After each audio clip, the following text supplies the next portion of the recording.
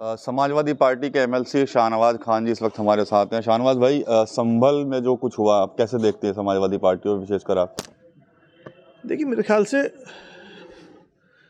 अगर पार्टी की भी बात न करें, मेरे ख्याल से समाज के लिए ये बड़ी दुखद घटना है। और जो जैन साहब हैं, वकील साहब या उनके बेटे हैं, वो पेड वर्कर हैं। हम भी यहीं रहते हैं, हम भी सिस्टम को समझते हैं। ऐसा क्या, उसी दिन पिटीशन डली, उसी दिन एसडीएम साहब ने आदेश कर दिया, उसी दिन सारी टीम वहाँ पहुँच गई। और टीम नहीं पहुँची सिर्फ वहाँ लोग साथ गए, नारे लगाते हुए गए।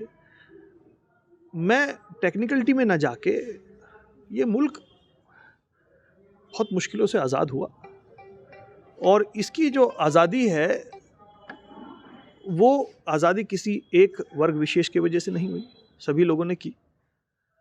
और अगर हमें इन चीज़ों में ही उलझे रहना है या पुराने मुर्दे ही उखाड़ते रहना है, तो विकास भाई, मेरे ख्याल से इस वक्त हम जितनी वॉलेटाइल सिचुएशन में बैठे हैं, तो तरक्की तो आप छोड़ दीजिए, यहाँ स्थिति गृह युद्ध जैसी हो जाएगी। लोग ये भी कहते हैं कि हर मस्जिद में शिवलिंग नहीं ढूंढना चाहिए। भाई, मैं अभी आपसे क्या कह रहा हूँ, हम आपस में भाई तो हैं। अगर हम झगड़े की नौयत ढूंढने पे आ जाएंगे ना, तो दोनों पक्ष के पास 10,000 वजह हैं आपस में झगड़ने के लिए। लेकिन मोहब्बत के लिए सिर्फ एक मौजू ही काफ़ी होता है। अगर बीजेपी सिर्फ यही चाह रही है कि हम फिरकों में बटे रहें, हम टुकड़ों में बटे रहें, तो फिर तो भाई हर बात पे झगड़ा हो सकता है।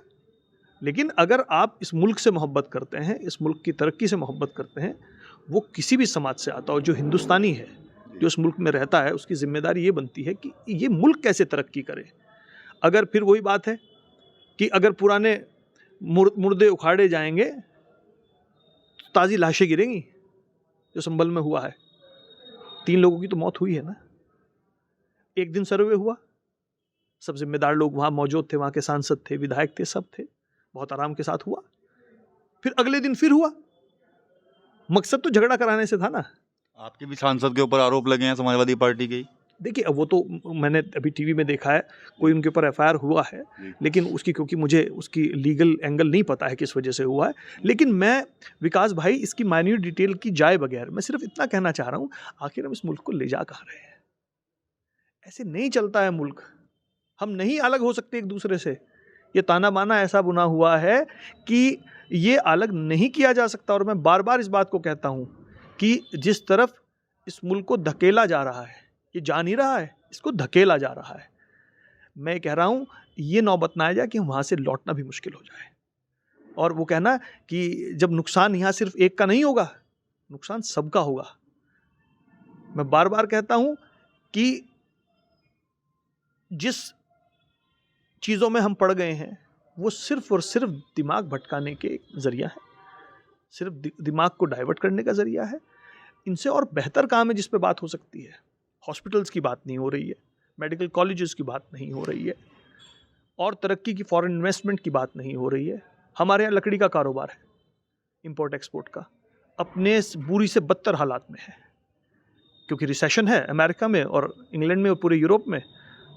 हमारी सारी मार्केट वही है।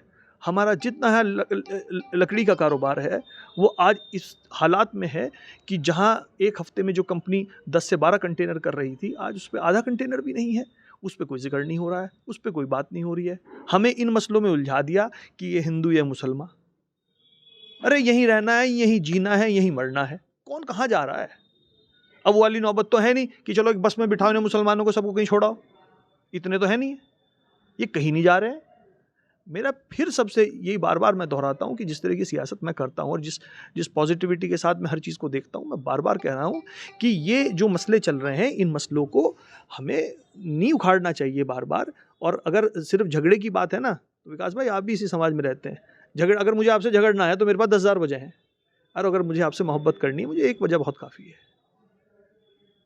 तो आपस में मिलजुल कर रहे हैं, ऐसा ही कहीं ना कहीं कुछ संदेश जो है शाहनवाज खान की तरफ से दिया गया। साफ तौर पर कहीं ना कहीं जो संभल में जो घटना हुई है उसके पीछे क्या कुछ वजह है वो भी इन्होंने बयां की है। TV9 यूपी के लिए सहारनपुर से विकास कपिल।